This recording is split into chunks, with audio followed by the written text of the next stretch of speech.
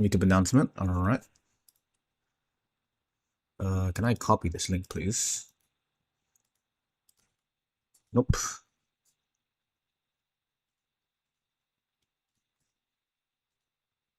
Or there we go. All right. Copy, and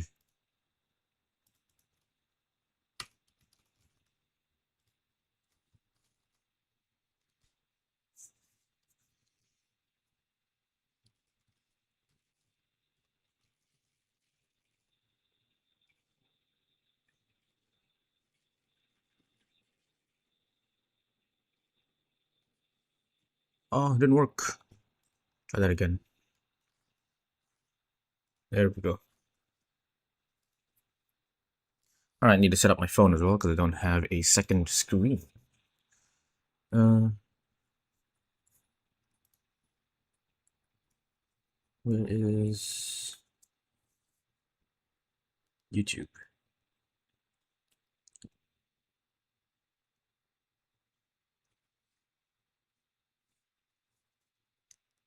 All right, and mute my phone. Put this in front of me so I can see chat.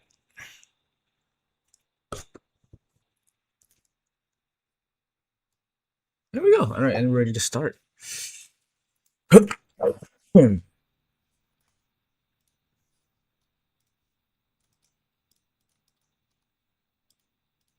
Start off with movement. So we have a big dragon here we have to animate. If you see here the reference, this is how the animation is going to go. It's relatively simple, but if you have a lot of bones in your rig, you're going to be a little bit confused as to what to animate first, right? So my thing I do is when I want to animate a rig that I'm not familiar with, is to first obviously, maybe not obviously, but just animate the root first. Right? Just get the basic motion, the overall arc, and then you can always correct it afterwards.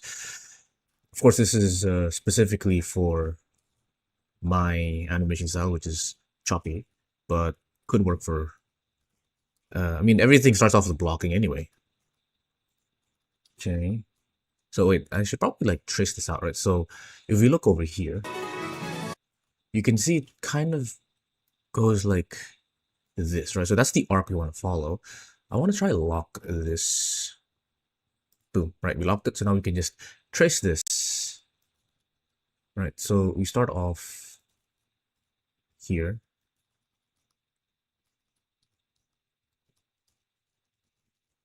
I can worry about like the size later. I'm just gonna follow. I'm gonna trace the line, honestly.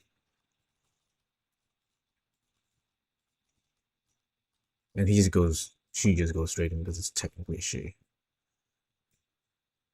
Okay, and then we have to actually move this closer. All right.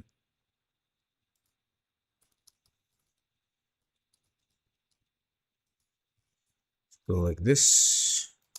And we change the size. One. Oh.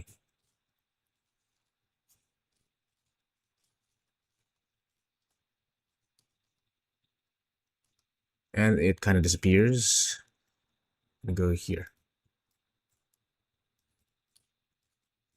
Oh, I just realized. Ooh, smart from Prismarine. Wait, I see what you're doing. Oh, wait, he put a lattice here so that when the dragon approaches, it gets squeezed in. That's actually so smart. I need to compliment him on that. Wait, that's kind of genius.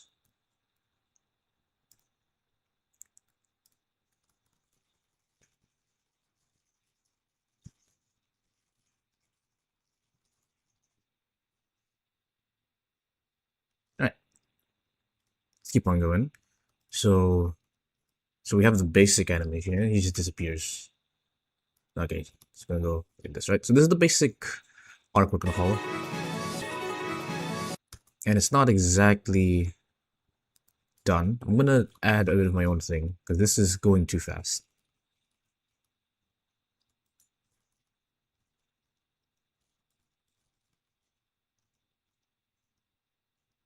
Okay, so let's work on the wing pose and the head pose. We'll do the tail last.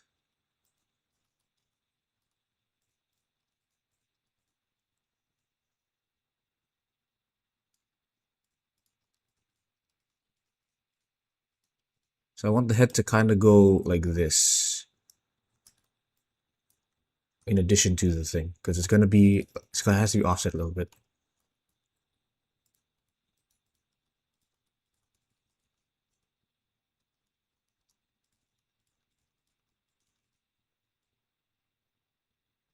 There you go. So we're kind of just pushing this a little bit forward, like this. Right. It's just a small correction there. I want him to flap his wings or her wings over here. Probably look down.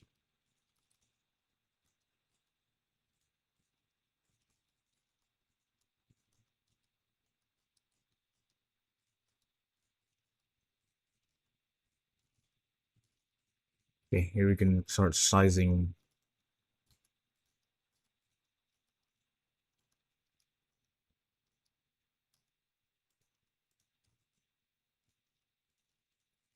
Now we just follow the guide we've made. Scale it down.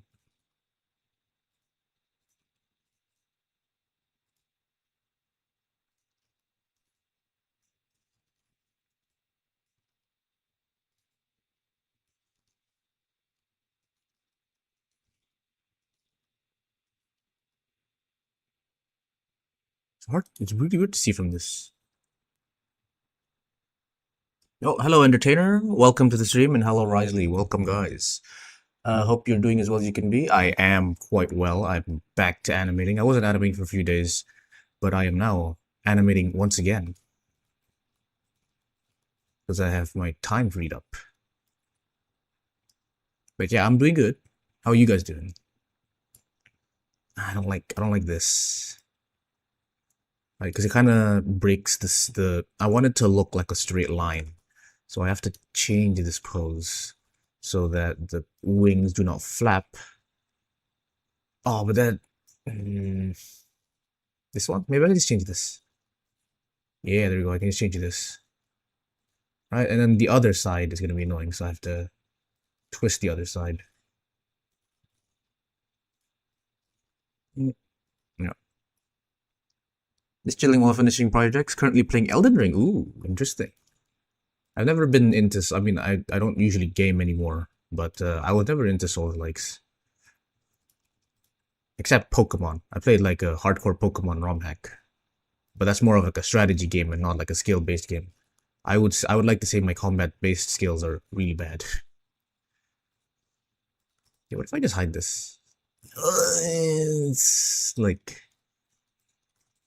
It's passable. Actually, you know what? This is really hard to see, so I'm gonna change the bone shapes. Bone shapes. Display as bendy bones, and then I can scale them to be very thin. There we go, much better. And overall, I think I'm better. I just need to make sure not to push myself so I can fully recover from my burnout and stress. Yes, indeed. Sometimes you just have to chill out, and everything will be fine. Straighten this out, and then the tail as well.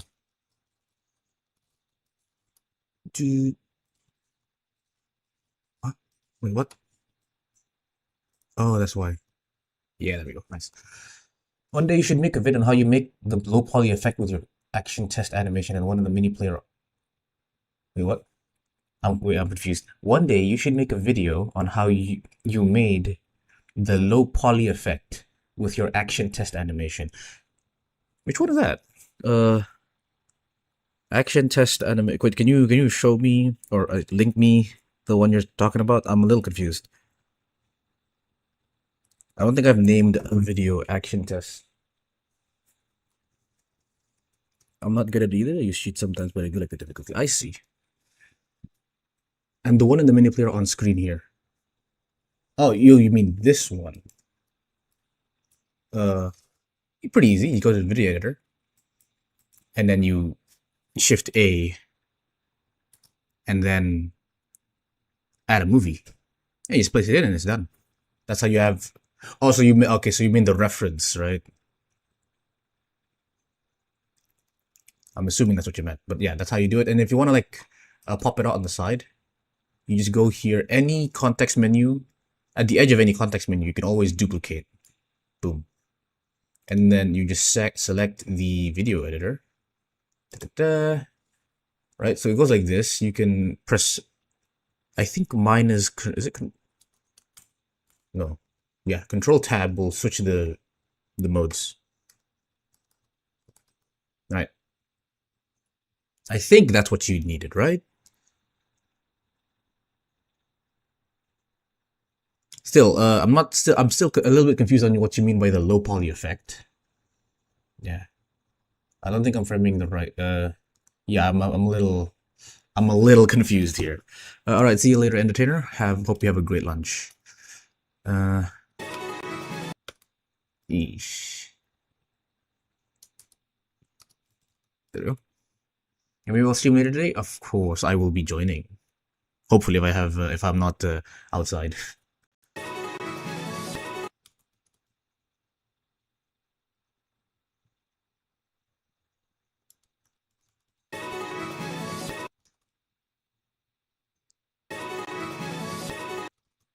Okay.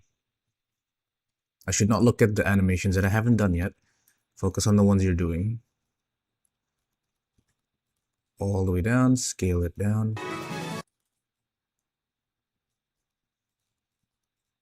Okay, and make sure it follows the curve always. Where is it? There you are. Next one. Ooh, okay, here's the issue. The issue with this is because this lattice makes it so it's slightly inaccurate, actually. So I'm actually going to remove it for now. Sorry, Prismarine. It was a great idea, but you should animate it first and then make it squeeze. Like how you did the low poly effect on low poly and okay. All right. Uh, I mean, okay, let me see if I can open it. Where did I put it in? I don't know where I animated it in. Project 2020, was it 2026? Might be 2025, actually.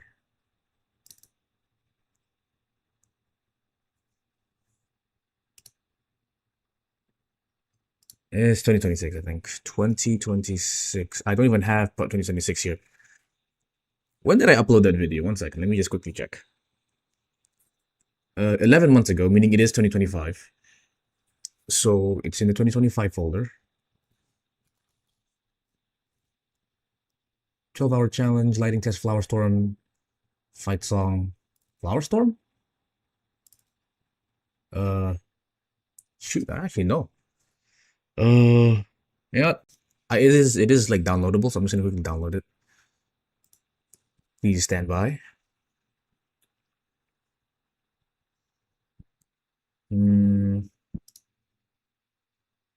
All the way down here, low poly anime action sequence. All right. Okay, so I'm assuming when you say the low poly effect, you mean the building, right? Because that's the only thing that's technically low poly. Everything else is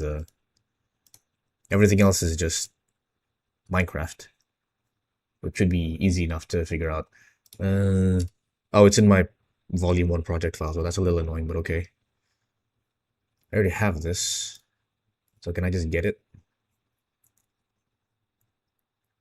Where did I save that? I have no idea where I saved it.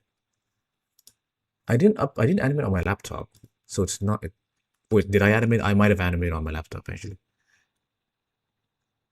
The coloring. Oh, I guess you're looking for the effects. All right, I got you. Low poly action files. Let me just put that in my hard drive.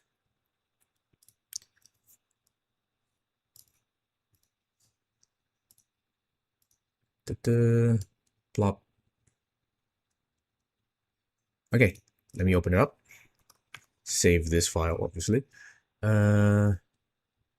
Animation stuff and low poly action files. Right, so I think the word you're looking for is the compositing. Right, so I guess I'll just explain a little bit of the, because it's not all the compositing, right? So this is how the world looks like, and it's based off of toon shaders that I found online. Well, I didn't find it. I found a tutorial on how to use it.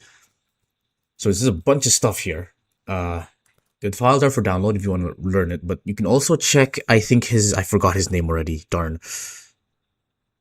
If I remember his name, I'll say it, but I don't remember his name. I am subscribed to him, so I can probably just find it from there.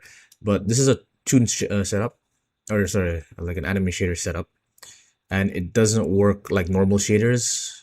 It works more like a tune shader, which gives pure colors output and not like shader data. So anyway, this is what it looks like in rendered view. The sky is, oh shoot, that is so laggy. Damn, all right. So the sky is just a static background, right?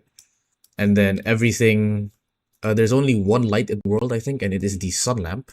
So technically, yeah, the strength here from the world is 0. We have a light source, if I can just grab it. Okay, I actually have 2 light sources that affect 2 different things. But yeah, each object will have 1 light affecting it, right? So anyway, we have the world, which is made up of I kind of hand modeled this. It's also a little bit of a geometry or modifiers. So we have a basic. I'll just show how I make the rocks for now. Alright, so I have this like weird ass mesh that I just use to get the general shape of the rock I need. I put a solidify modifier on top of that, which makes it thick, and then I remesh it specifically as sharp. Here are my settings if you want. And then on top of that, I have a geometry node set up that adds the shadows, and this is more into the shader nodes thing. So again, it's a little complicated, but yeah. So anyway, that's how I make most of the world, right? It's all the same remesh, and then geometry nodes for the shadows. Same here, solidify, remesh, blah blah blah blah. Right, the water is made with an ocean modifier, and I made a custom shader for it. Yada yada yada. And now we go to the character and stuff, right? So you asked how we made the lines. Lines are really simple. It's called line art, and it's a modifier for the grease pencil object specifically, right? So if you want to add that, you just add grease pencil. Don't click on line art because it'll automatically set everything, which may be good, but sometimes, you know, if you have a weak PC and you accidentally press scene, that'll put a line art on your whole scene, which will instantly crash your Blender file. So I would just start with blank, right? So here you have a blank grease pencil. It's over here. There's nothing there. You go to the modifiers tab, click on line art. Now it's not set to anything, so it doesn't instantly crash. And now you can specify exactly which collection you want it to be in.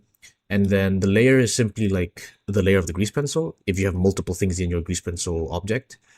And then material, obviously, is the material of the lines. So you can change the color to whatever you want. And then once you're done with that, there's a lot of like settings here. You should probably test out. The one that matters the most is just edge types. So I usually use either silhouette or individual silhouettes. The underlying geometry or math does not make sense to me, so I don't really exactly know how it works, but I do know that usually if you use contour, it'll basically outline everything. If you use silhouette, it'll only outline the outline of your collection. And then individual silhouettes will treat each object as its own thing. So it'll take the silhouette of each object, which is bad if you have like, for example, let's say we have like a hair mesh that is not one mesh, it's like multiple meshes, right? That'll cause each specific strand to get outlined, and you'll have stuff like this, which is really bad, right? Anyway, that's how you do the line art. So I have a specific line art for the character. I have a specific line art for the scene. As you can see here, we have many different kinds of line arts. And also there's just a bunch of effects as well. So, again, background is based off of just this plane. And I kind of did some shader nodes for that. It's not that difficult, actually. It was just a bunch of... like, this is to switch it, but like I have a gradient texture plugged into a color ramp. And I think it's this one. Yeah, that's it. Right, I also added a nose texture for the clouds you see there. Ooh, there we go. So I can move the clouds if I want to. I think Z. Yeah, there we go. Right, after that, mix them together. Or technically added them together. Because they're clouds and they are white. For the other clouds, like these were not hand-drawn. These are actually generated in a different blend file. Using geometry nodes. And then I rendered them as images. I also rendered the normal map, so I'll show you the normal map. This is the normal map, and the reason I have this normal map is because if I were to go in at a sun, I can actually make the clouds react to the direction of the sun using the normal map. So this is kind of like PBR textures.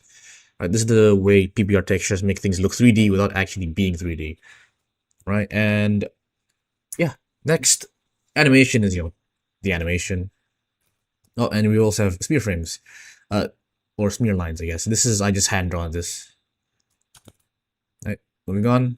Ooh, here, this is a very interesting thing I did. So these are also smear frames. Because if we look at the underlying thing, this is what it looks like.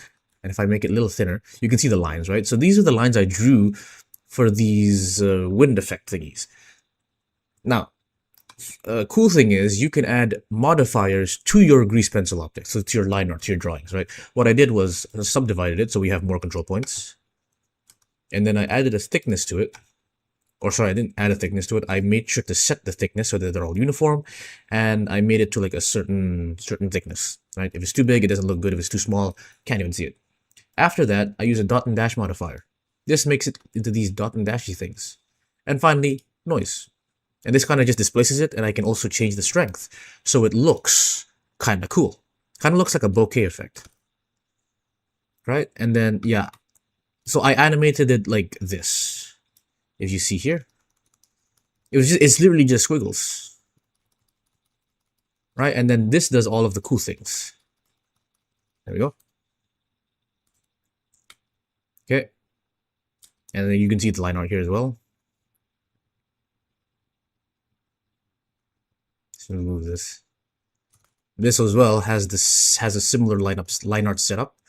So I didn't actually draw this as is. I actually, drew it like this. So it literally is very, very rough. But then it makes it look good because I have the noise in the dot and dash modifier. It's an insanely great combination because you can turn, your scribbles into peak art is what I like to call it. Anyway, there's that. And then, this is also the same thing. And then the wind in the back. You can see the wind in the back I have here, right? That's also just the exact same thing. I just drew these lines and then I animated them moving across. I also animated the opacity here using in the layer settings. So I can make it more and less opacity. Right, so there's that. Just to show the strength of the cut. Anyway, moving on. Yeah, that's about it. And again, the background is just fake. Okay, so now let's move on to the actual thing you want to know about, which is the compositor. Whew, okay, it's quite a lot of stuff here to talk about. Let's talk about it. So, there's only two things I use when it comes to passes, right? I have the actual image pass, which is the combined one, and then I also have the mist pass. I think it's connected. This doesn't matter. Okay, so image and mist pass, it goes into this color correction node group that I made, and this is where all the magic happens, right? It's honestly not that difficult. This is the thing that makes it look kind of soft and pastel. If I turn this off, wait. There we go. Oops. Is it? I am using it. Why is it not working? It's not on. Weird, it's not on.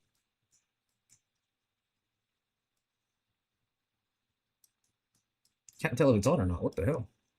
A little weird. Anyway. So this is a thing I learned from the guy who did the textures, the guy who did the toon shader as well. So he kind of just did this thing and I just copied it. Specifically, this is the combination you're looking for. So I'm just gonna take the group output of this. Oh, so laggy though. Even though I have such a good PC, it's extremely laggy because there's a lot of math here. I would not recommend you copy this setup because this is an old setup and I use a different setup nowadays. Right, so this thing makes everything a little bit softer at the edges. So if we look at it directly, looks like this. Plug this in, softens up the line art so it blends a little bit with the skin. You can change how much it blends by as well. It's quite a lot of settings you can do. Let's go back to the default, which is like 0.8. After that, what did we do? let's just look at this one by one, right? So we have a set alpha here, which I don't think actually does anything. No idea what it does. There's a lot of set alphas. Why did I set alpha a lot of times? Huh. Okay, glare node. This is for bloom. So if I just turn this off, you can see the bloom kind of brightens up her face a little bit, so I can put some attention there. After that, here is a combination for, I think, color correction, and this is in a very specific area. Can I just turn this into a black and white image? RGB PPW, just so we know what it looks like. Right, so I'm basically making a mask so that this color correction only affects the bright parts, because I only care about the bright parts. And what I was doing is I was increasing the saturation of the bright parts. Right. So here you can see I'm only controlling the bright parts. You can see that her cloak is still has color, and also her horns, but her face becomes faded. And that was the reason why I had that. Right. I think it was specifically just for that, just so I can make her face pop up more. And then here we have, like, I think a secondary bloom that I made. Makes it a little bit purple. I don't know why I did this actually, but I have it. And then finally, in the bottom here, these are two different color correction things, and this is just to make it fit with whatever is in the background. So we have one that is, ooh, wrong one. Is it that one? It's not that one. What is the end? This is the end. Yeah, there you go. I think this is it. I can't remember if this is it. I'm assuming this is it. Because this goes, yeah, there we go. This is it. So here we have orange, and then we also have a blue version. So this depends on what is in the background. So over here, it would be blue instead of orange, because we have a blue background. And then over here, it'd be orange because you can see some of the rocks. That's what I did for this specific one. I no longer use this because this is an extremely heavy node setup. Nowadays, I'm going to go to 50. Right. I use a much more simpler node setup here for this one. It's just bloom. I think, I don't think I've done it yet, but I think I'll do it on stream. Let's do it on stream.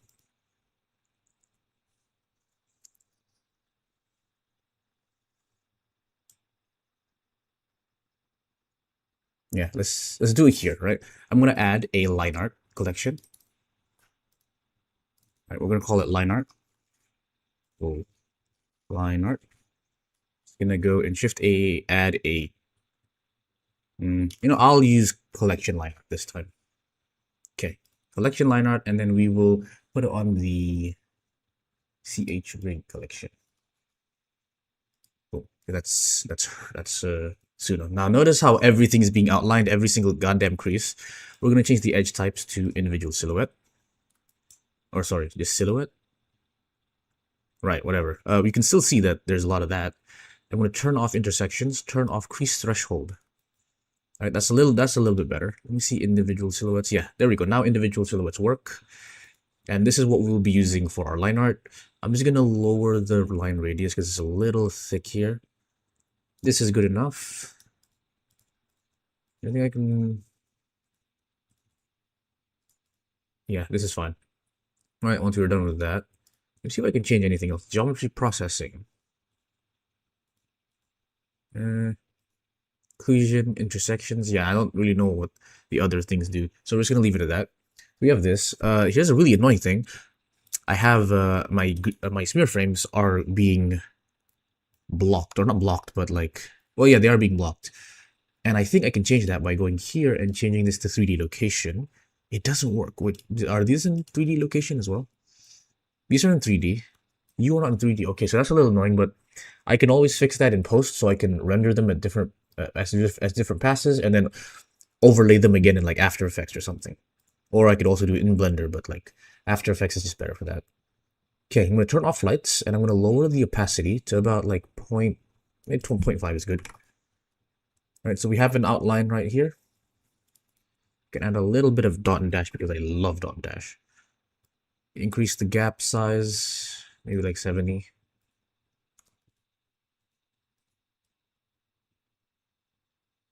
Oh, I also need a subdivision. Subdivide it here, turn it into simple so we have more things to work with. Yeah, there we go. I think that's good. Now, once we have this, I have to first disable the line art and then make sure I get the right frame range. So we're only going to use here.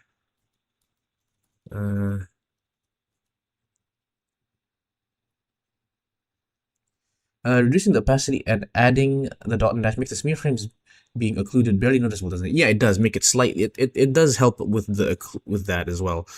But usually I would render it as different passes just so that I completely remove it, right? So because you can actually, I can render this without, let me just move this out into line art collection. So I can just remove this and then I can just render this. And then in After Effects, I would put the character first and then put the line art. The line art will come next. And then I'll put the smears. And then that would be fine. That's really easy to do. But anyway, back to the line art. So I have to first figure out when we start. So let's start here, 941. And we go like this, and then we stop somewhere 988. Now we turn on line art, and we just bake it. All the way in the bottom, just bake line art. Continue without clearing, and then it's now baking the line art. This is literally it just animating it for us, so we don't have to continuously generate it all the time, because that will cause lag. So now we can just reduce this, and now we can play it. And now we have line art. Okay, now that we have line art, let's go into compositing. So here's my current setup, which is much simpler than the previous one, and is also very fast, as you can see. Oops. All right, so don't care about this because this used to be like a pixelator setup, which did not look good at the end, so I never used it. But actually, just in case, I'm going to show you if you want to know how to pixelate your renders. I'm just gonna Okay, does it work? Ooh, I don't think it works. It has to be in like the. It has to be in the final render. Let me actually render this out then. See if it works. Don't think it works. All right, cool. It doesn't work, so that's fine. Oh no, it's because that I didn't even turn it on. All right, so this is a pixelator setup that I used. I was thinking of using this to maybe pixelate, the effects here. You can see I have the hand-on effects. I'm thinking of making that pixelated, but I'm not sure how good it'll look. So I can increase the pixel size here. You can make this you can make these into Minecraft paintings as well. It's really cool. I'll just do a quick thing on how it works. So we have to first initialize. Oh wait, question. Random question. What object do you select when you're doing shader settings? What object do you select when you're doing shader set? I'm not sure what you mean by shader settings. I don't really think about selecting anything, honestly. Anyway, you might wanna rephrase that a little bit. The thing I'm doing now, I don't select anything. It doesn't really matter what I select. Because this is the compositor, not the shader, just so you know.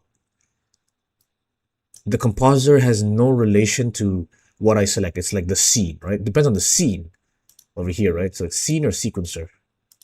So it doesn't really matter what I select. I can select anything. But yeah. So anyway, just quick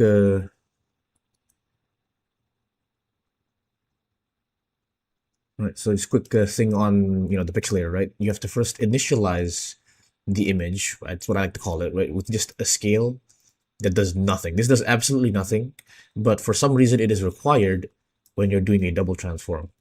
A double transform is when you apply a transform and then you immediately unapply it, right? So what we're doing here is we're scaling it. So over here we can see that we're scaling it down, and then we're immediately scaling it back up. But the resolution goes down. But in order to make it not blurry, you turn it to nearest right here. Once you turn it to nearest, it becomes much more sharp. And I noticed something. If you want to do this, you might want to increase the thickness of your line art. So if I add in thickness, right, and then I just increase the thickness, now we can see the line art a bit more. It's a little bit more obvious where the line art is. In addition to that, you can also increase the opacity, and now it's really obvious where the line art is. So that's a really cool trick, but I am not going to be using this. So I'm just going to remove everything I did. All right, so that's the setup for the pixelizer, which I am not going to be using. Let's talk about the actual color correction I'm going to use here. So this is what we're using. Here's before, here's after. Literally no change because this is just bloom at the moment. So it goes through a blur node. Okay, this is actually for effects, not exactly part of the color correction, right? So this blur node is for when I make motion blur or twitching effects. So for example, over here we have an explosion, right? Instead of shaking the camera to produce motion blur, I just blur the damn image, and it's very effective. As long as it's for a split second. Right. In addition to that, I also have, I think, this one, which also is used for effects. This one specifically is for the explosion glow here. So you can see the strength spikes up right before as it hits. Yeah, so that bloom is specifically for explosions. And we also have chromatic aberration, which is, just a little bit of extra distortion. I have a second blur, which I did not use, so I don't need to connect that to anything. The second glare, what is the second glare used for? I think this is just the same thing, but for a different color. Yeah, it's a different color. So actually, we don't have anything. And then here, oh, this is the pixelator. Okay, get out of here. Out of here. We don't want that. I'll keep you because I might need it in the future. Okay. So evidently, I don't have any color correction here. All right, let's try and do that Kuwahara setup. We have diamond sharpened. We have Kuwahara filter. And I think we need two. We need simple or classic, and then anisotropic, and then we have a mix color. And let's get the group output. Let's place it right here. We're going to play with these for a bit. So just to show what the Kuwahara filter does, here is the base image. Here is the Kuwahara filter. And if I just mute and unmute, it's very difficult to see at the moment because I don't have the sizes correctly. Set to... Whoa, calm down. Yeah, let's set it to 17, set the uniformity to 10 maybe. And it's already lagging. But you can see how it kind of softens the image quite a bit. And then here is... Oh, but it is extremely laggy, which is why I don't want to use it anymore. Next we have the classic Kuwahara, which is okay, I can't zoom in because if I zoom in the effect kind of goes away. Right. So here this is used to kind of blend in a lot of the borders between the colors. So for example, you saw a lot of line art before. So here you see a lot of line art. Here the line art kind of disappears because it's blended in with the surrounding colors. But it doesn't blend in like the background and the foreground, right? It just blends in really close looking colors like this, right? Which is, I think, a really good way to soften the image. And then, so the way he did it, I think, was to put a diamond sharpen before, set to 0.5, and this is connected to the other Kuwahara, and you mix these two, and you put it there. So you still have some of the outlines if you want. It was 7, not 17. Right, something like this. So you can see faint hints of the outline, but it is not very obvious. This was how I did it there. I don't know why it didn't show properly, but yeah. But because Kuwahara is so damn expensive to compute, I just use the classic Kuwahara. Lower the... Oh, maybe... Yeah, there we go. There we go. So this is probably what the final will look like. I can also, if I want more line art, I can just mix color the original back in. So either I mix color the original, so you can get a bit more of the line art, or I can mix color the sharpened version, right? So you can see here how we're popping out the line art more and more. And this is compared to using the old setup, this is much faster. So you can see I am running at 20 FPS compared to if I use the Kuwahara actual one. It's not dropping because I haven't set it up yet. 10, 17. Drops to 19. Okay, so I guess I'm just lying on my ass. It was very laggy in the original one. So that's why I stopped using it. And also didn't give much of a difference. But yeah, that's how I do my color correction nowadays.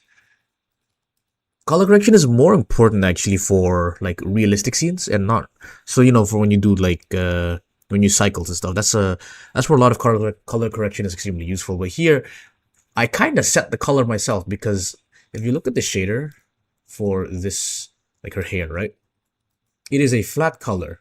If I connect this here, right? This is, oh, sorry, not that one. This one, because I color corrected the hair a little bit, right? So here's her hair. I just added a shadow on top of it and a tint. This is not shading. This is just me. If I go into here, it's called Tune Night, right? So what I did was I tinted it blue first. So this is like the base shadow. Notice how there's no shading. It's just darker now. And then I put this through this is the Tune shader, which adds like a shadow based off of the geometry. If I go here, you can see it. So here is this is like the quote unquote shading. The white parts are shadows, the black parts are not the shadows because that's how math works. And then I just multiply this. And I customize the color of the shadow specifically, right? So I choose the color here. Normally in cycles, you have to choose the color of the light source. Here, I choose the color of the shadows myself, right?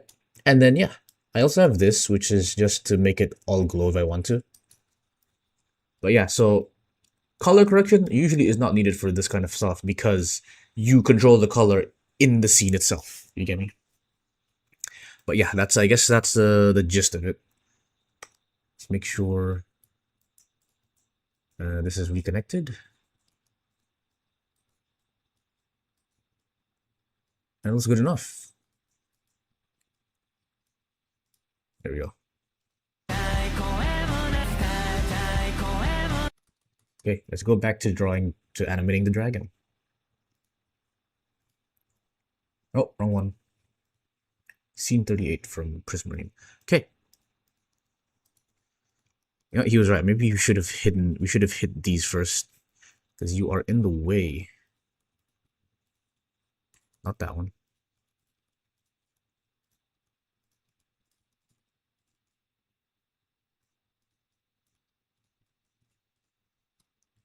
Alright, for future collaborations, we should make sure that everything is one mesh, because this is really annoying to do. Okay. Thank you so much for walking through it. I definitely deterred you so much from what you were doing originally. That's the whole point of me animating. Alright, so we have a tilt here, which is a little annoying. Can I change the tilt?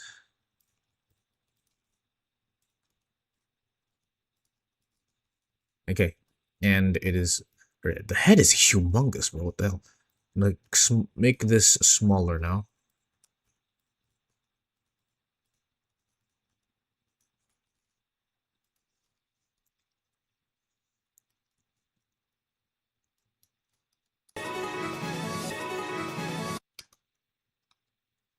Okay. See here, this is what I don't like.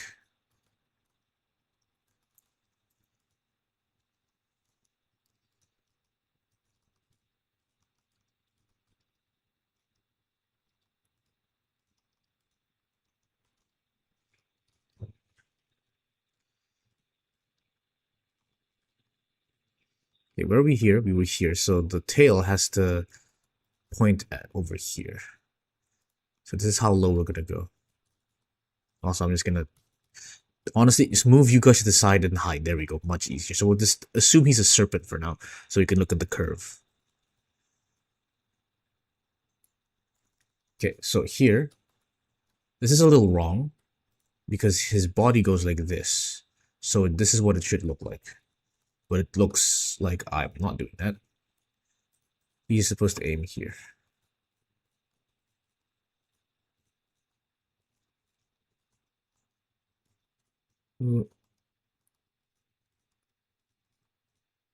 Okay, and then the back should be here.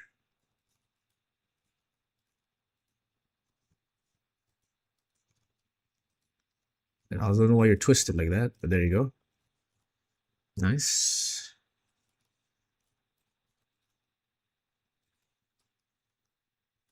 Okay, let me just draw this actually.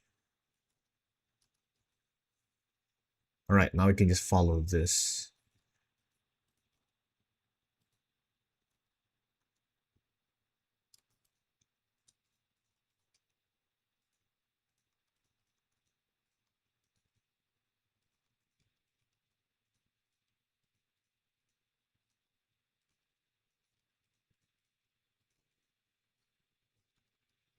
Okay, and then we continue there. Place this here. Rotate.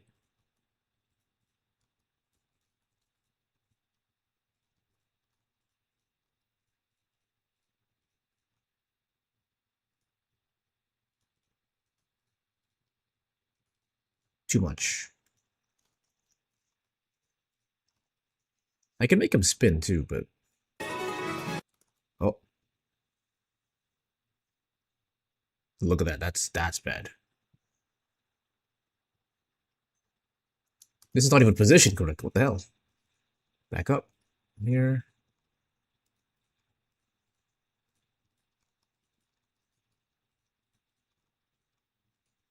Slight issue uh is that this feels a little bit it's obviously tilted.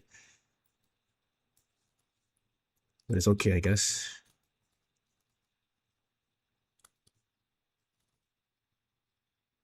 I'm gonna put you off the screen because I think your first pose is just something's wrong with it.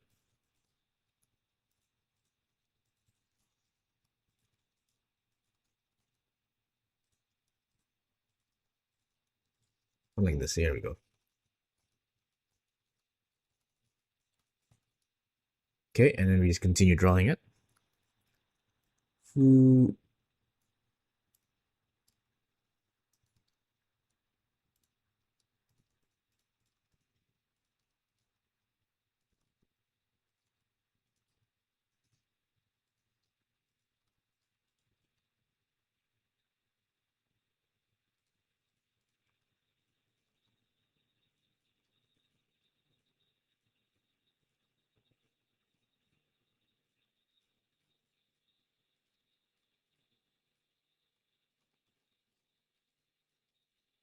Go.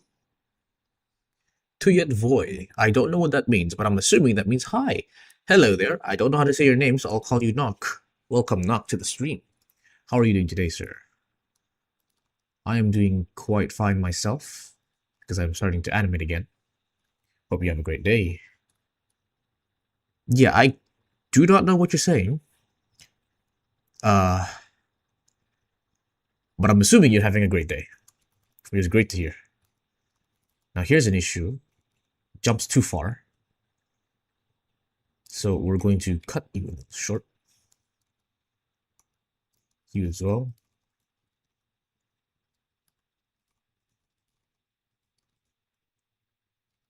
Right, let's see what that looks like.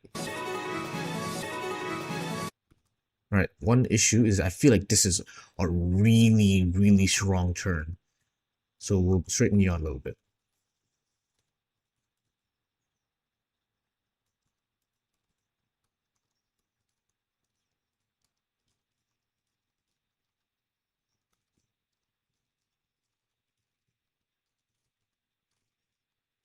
Like this, yeah, should be fine now.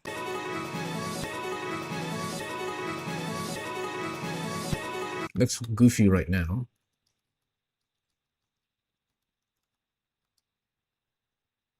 Because we have not properly positioned the legs. Because we want the legs to flow with the curve.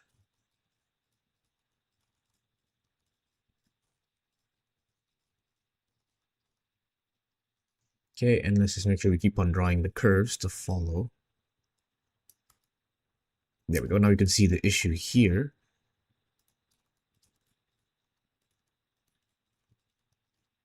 I'll make the tail long. It's fine if the tail is long.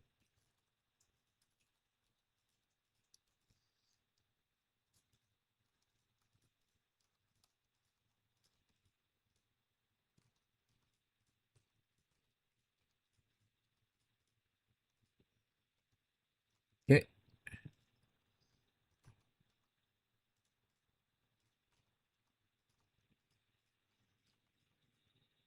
And then boom.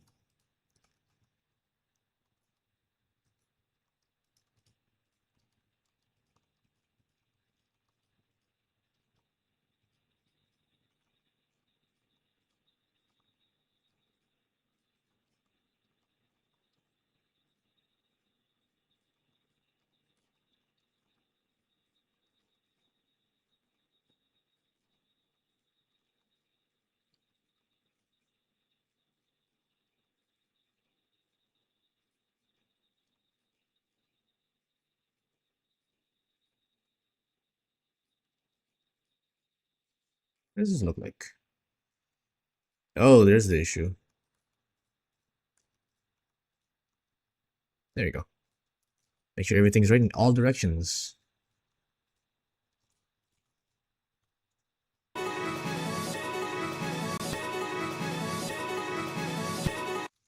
Okay, and now one issue I have is the timing of all this. So the spacing needs to be a little bit more. So here, we need to squeeze these together. There's too much space between this and this. Oops.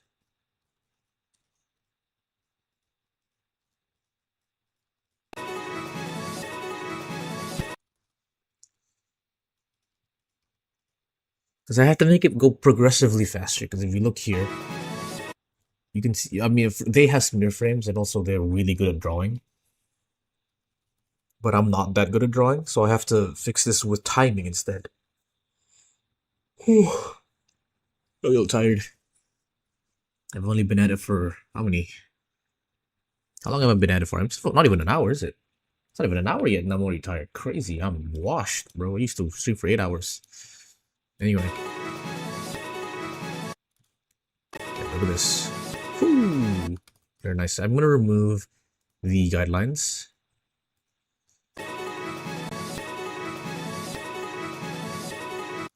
Remove that.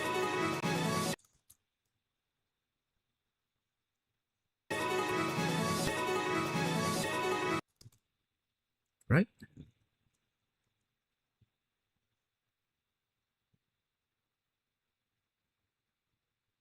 Now we can put the wings back in. Now we're gonna ignore this and we're gonna put these back. Oops, sorry. We're gonna ignore you. Put you guys back into position.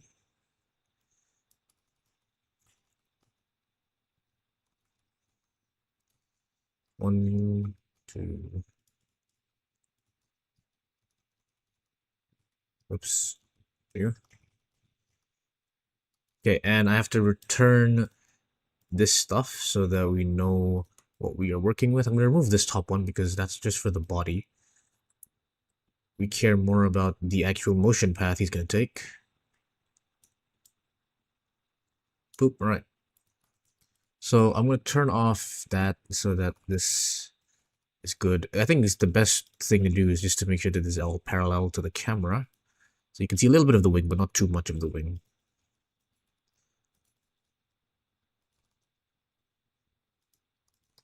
Can we shade smooth? Yeah, let's shade everything smooth. There we go. I'll only work on one wing for now, just to make everything simple.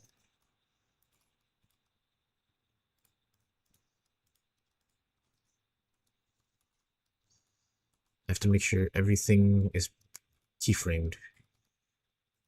Okay, here.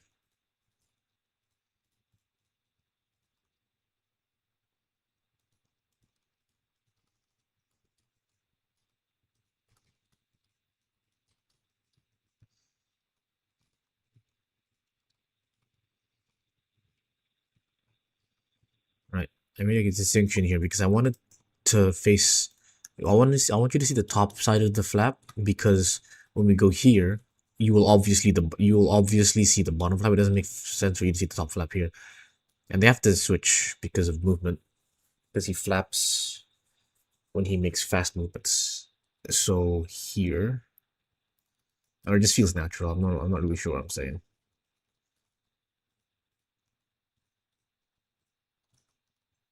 I'll just do this to hide it.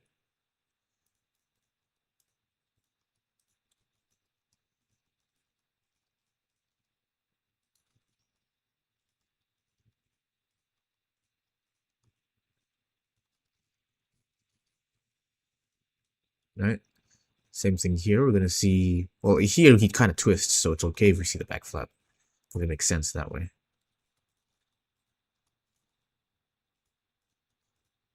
Make sure his claws are like this. Okay, and now here we can see the top flap because he finishes his twist. Do this.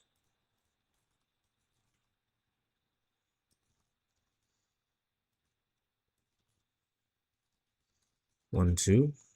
Again, see the bottom flap. One. Uh-oh. Oh, we'll fix it later. Okay, here's where it just kind of needs to be straight. Whoa. How do I do this? There. Honestly, can I size these to be 0? I can. There we go. So this is like retracts all the wings. So we can have it go like this. And his slender man fingers can go like that. And we'll do the same for this one because it's the same scene or the same thing.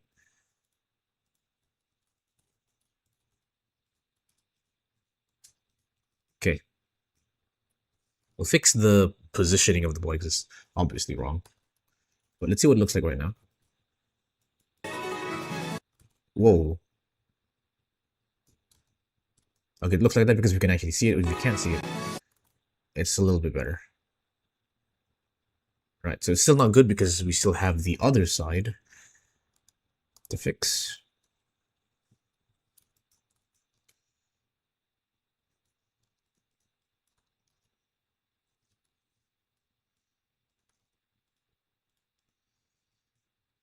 Honestly, I might just flip the pose. There we go. And see what it looks like when it's flipped. Okay, we can see it from down there, so we're going to do this. So to hide it behind the other wing. Same here.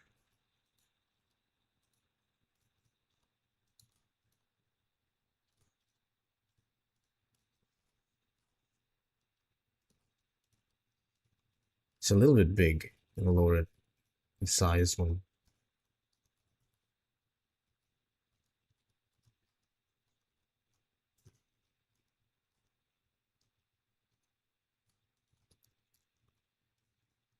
Positioning wise, we need to make it follow that. Notice how we start here. It should follow that because I positioned this poorly. Boom. Luckily, this one is fine.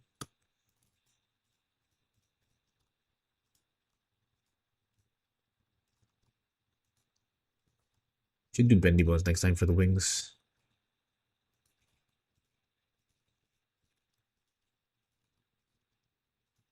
I'm gonna size this so this because it doesn't matter if we see both or not. This one's fine. 1, 2. I already animated. Right, nice. So let's just fix this positioning. This is obviously wrong. The head is here, so we go like this.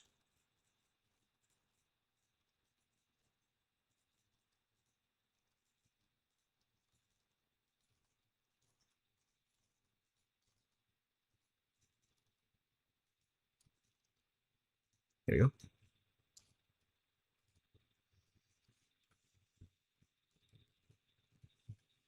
Okay.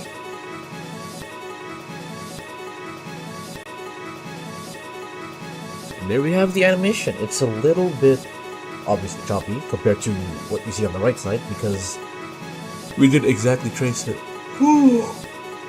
Right. So there's different ways where we can, in order to make this a little bit better. We can obviously add more frames. I'm gonna remove that beginning animation. That beginning animation is really annoying.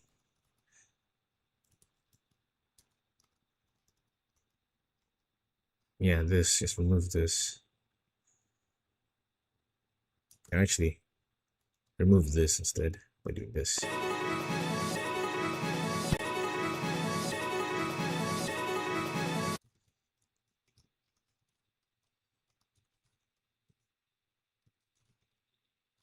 What is it? Control Alt E. Yeah, Control Alt E. Shift Alt E, just so we can have a bit of in between animation here.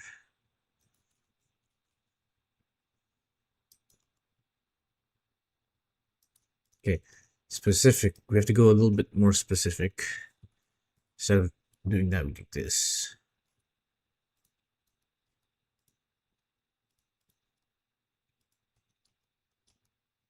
There you go. Now there's a little bit more frames. Looks a little bit smoother. Nice. Okay. I'm just gonna move it all inside. And then how is it going to look in rendered view? Are we in Workbench? We're in Workbench. Let's go Eevee. Okay, here is Eevee. Are you still using your toon shader? No, you're not. So I'm going to remove this, add a toon shader. Here's how you make a toon shader. Diffuse PSDF, RGB, oh, sorry, shader to RGB. Let's turn on this. Go. And get a color ramp. We get two mixed colors. One is for the tint, one is for the shadows. So we bring the texture through a mixed color. Currently, we're just going to use add. We're going to reduce this to 0 because we don't actually want to do anything with it yet. And then here, we're going to connect the add into the top mix shader.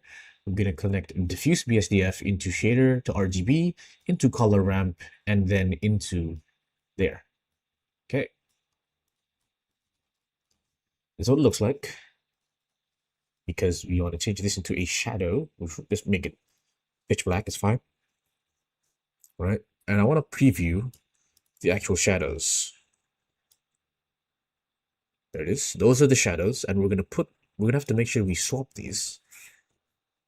I mean, well, first of all, it has to be multiplied. There you go. So you're gonna have to swap it so that the shadows are the bright parts, and the light is the. Oops. There you go. Okay. So now, this is what it looks like. Barely tell, obviously, because the dragon is originally that color. But let's say we do a multiply with a red color drag. Nope, it doesn't really work. Okay. Well, I don't need a tint, so we're gonna remove the tint. Put this in here.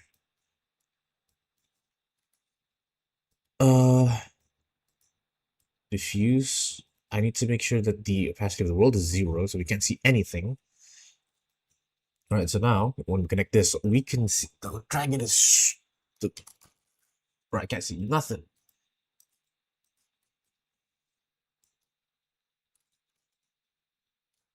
Let me go 0.01 and increase the contrast. No, if we increase the contrast, it's over for us. So I guess it's fine if we do it like this. We can basically see the dragon. It's just the darks are too dark. Let's add another color. Let's add a color up to control this actually.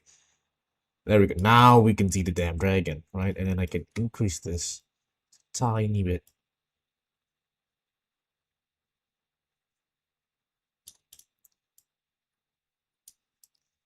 Right, now you can see the dragon. And then its color. Oops. Use a mixed color and set this to color. There we go. Now we can actually see the dragon. And this is only for... Actually, I'm okay with this, but it's not going to be look good if everything is not the same. Because in the original one, it's complete pitch black dragon. So, it's what it is. But this is fine for now. I have to make sure this is the same. But we'll do that later. Okay, so now when we rotate through the shadow, we can't see anything because everything is in shadow. So we're going to add a sun lamp. make sure that the world reacts to these scene lights, and then we just make sure that this has like a strength of 3, and then we rotate it here, and then we can just check the shadows using this. Okay, so right now only the top has shadows, obviously. I'm going to select everything and make sure I shade smooth. Yeah. Now if I let's go all the way directly from the top, let's go to the side of it. Okay, I'm like this. So now we can see that the top has no shadows, the bottom has shadows. So now we will go in here and we connect it. You can't see it. If I turn off the shadows, oops, it has to go from here. There we go. Now you can see it.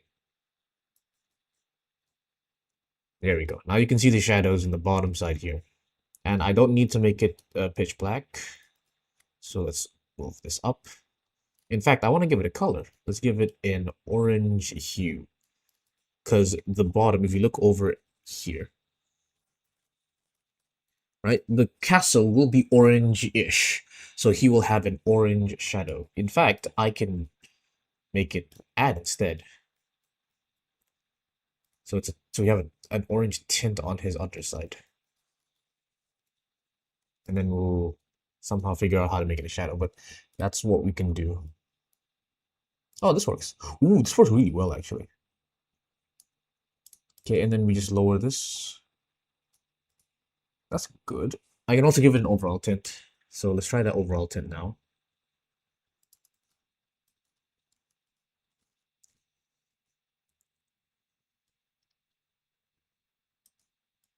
Not here, here.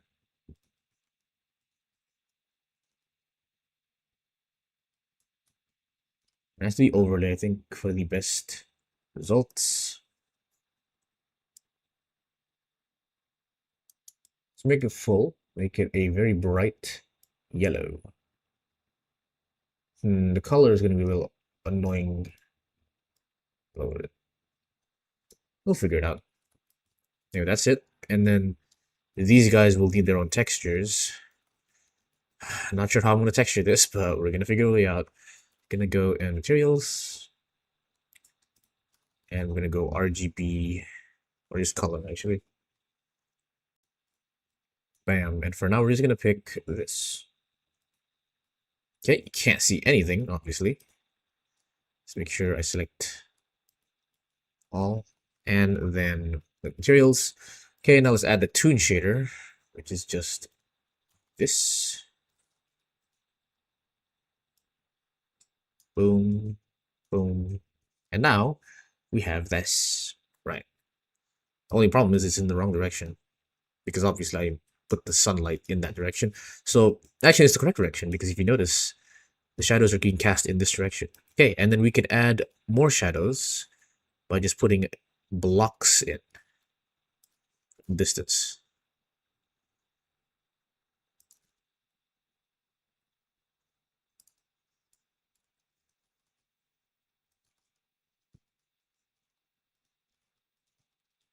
Okay, blocks in the distance for some shadows. Right now it completely engulfs the shadows, which is obviously not ideal. But we can fix that when we actually add in color. And I can do that honestly with a texture, with like a vertex paint, if I want to. What the hell was that?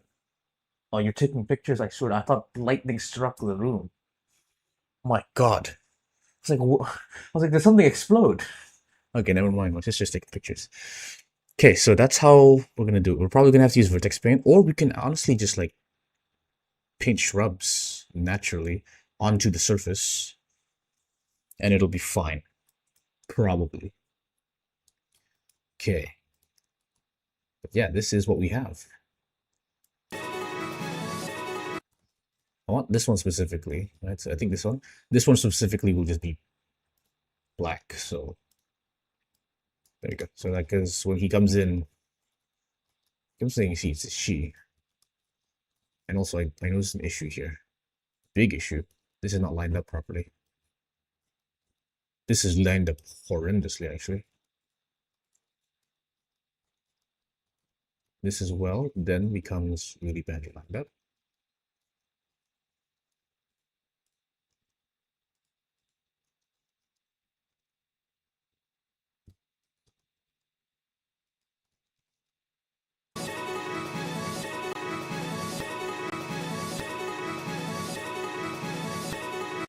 Okay, once we're done with that, we just add a little bit of camera rotation using the camera shake add-on. Camera shakify add-on. Make it really, really light.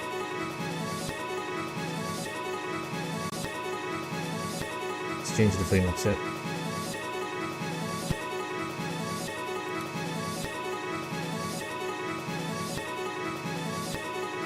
And then I can also add smear frames later.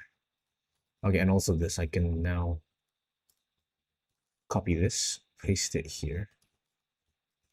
We're not gonna use that, we're not gonna use that. We're gonna use, actually, we might use this. Boom, here. Nice.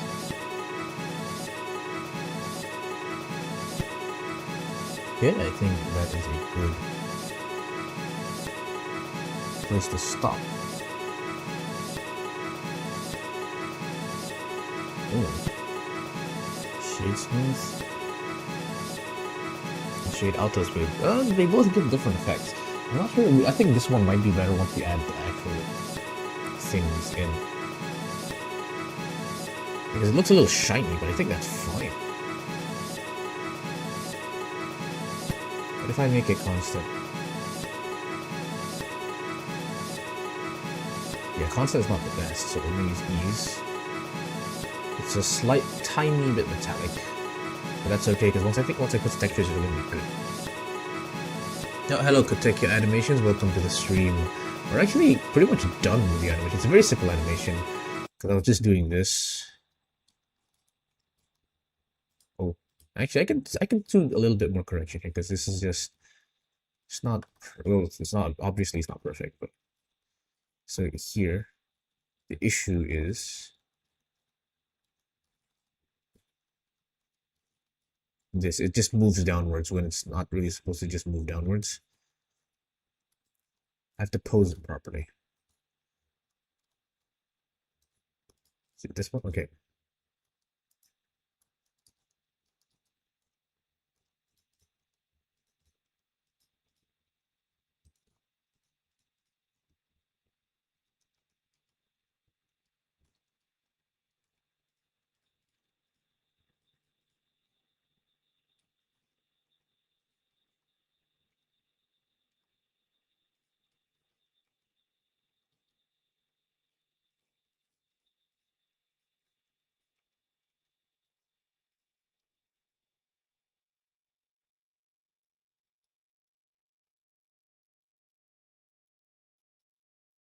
Too far down. Up, up, up. This is fine. Much better. Okay. It's small changes, but it goes a long way. So next up is to add spear frames at the background, obviously. And there's nothing much else to do besides over here. You need to be green. And we want a decent value on here. Yeah, there we go. Alright, I think I'll call it off here today. I don't want to take too long because I need to do something later. So I will see you guys later. Thank you very much for attending the stream. And I'll catch you maybe tomorrow.